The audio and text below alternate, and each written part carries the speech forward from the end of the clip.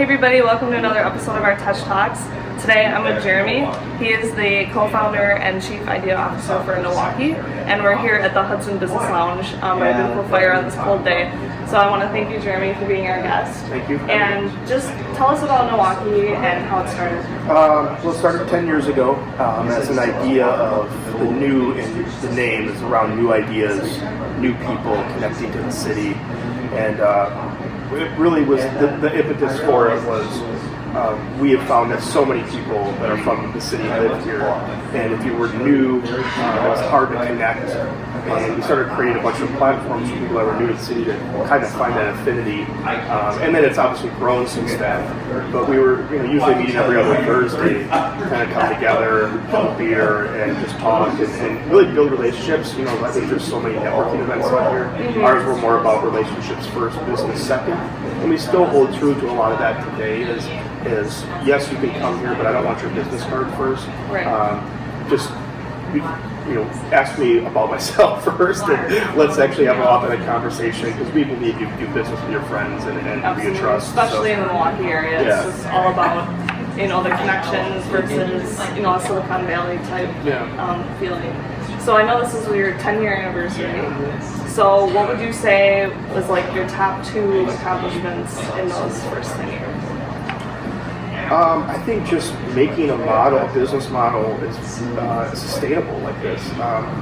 As we initially started, it was a young professional group. When we dropped the young professional term, because we found that term really isn't inclusive, it's actually exclusive. And not everybody identifies as a young professional and on your career choice. And I think, most of those young professional groups are membership-based, nonprofit, low budget, and always turning over. And we're like, well, let's flip the script on this. And if we want to make change, young people can be involved in this, and they are. But we make it sustainable and make it a for-profit entity. I think that's been a pretty big accomplishment to grow staff, grow revenue, make bigger impact with the bottom line. That's been an accomplishment. And there is no one thing on how you've connected thousands of people to each other, a career, a local business. The accomplishment isn't like a single item, and I think you get lost if you think of it that way.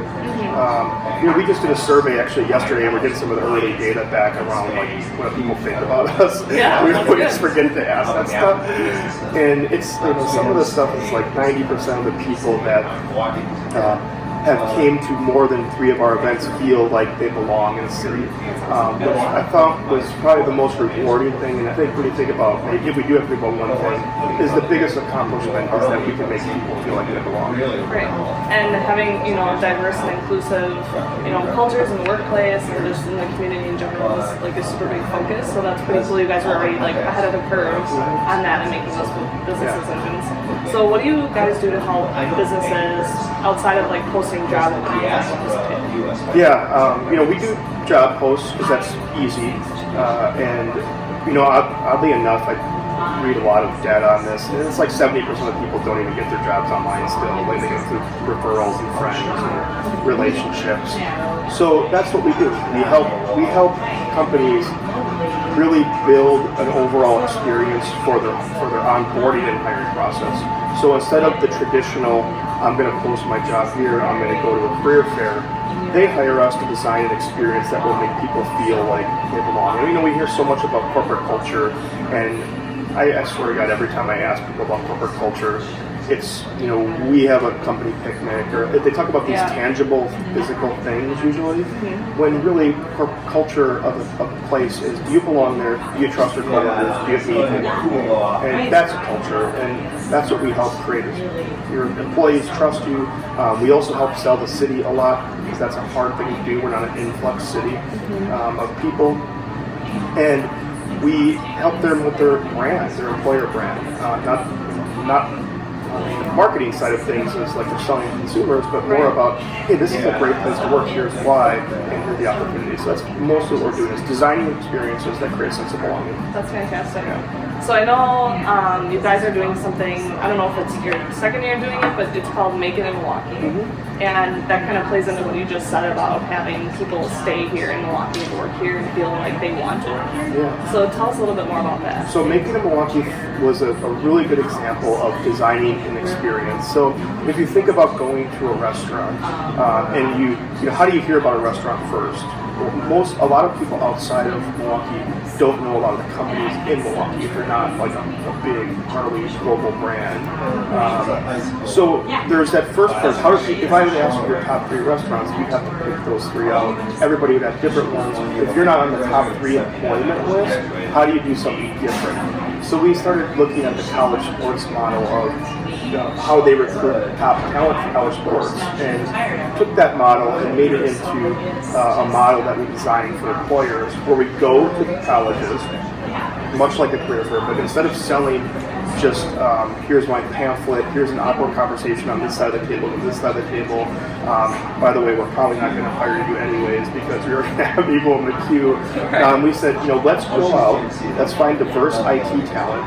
And target schools in the Midwest, so their climate, the climate is similar, and let's bring them in for a trip of a lifetime. So they win a trip of a lifetime to Milwaukee, Wisconsin, which is on everybody's list, right? Right, come have some cheese curds, indeed, right? and they come in for a 3-day experience. It's about the city. They take tours, they have receptions. They come in as a cohort, so they meet each other, and then they take tours of the company. They get to meet executives that they're going to be working for, and the final day they interview.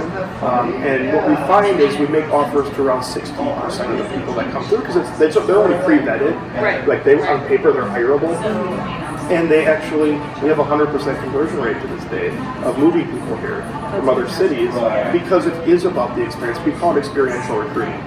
It's a different type of term, but what you do is you create bonds with the people that are here, almost like a retreat would, and they also create like almost rapidly prototyping trust in the city and with each other and the company. So it's really different. The people that go through it. That's great.